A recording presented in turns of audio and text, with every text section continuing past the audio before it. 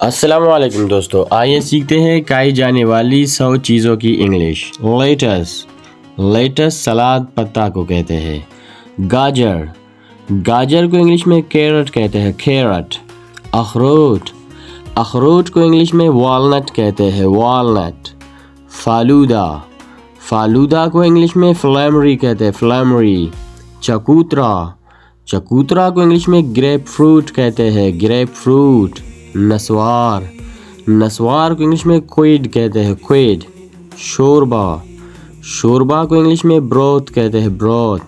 अचार को इंग्लिश में पिकल कहते हैं, पिकल।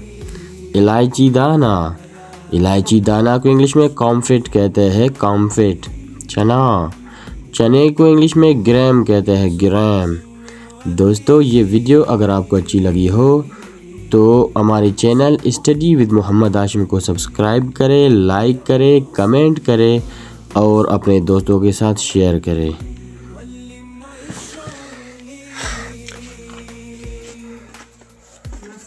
हाँ।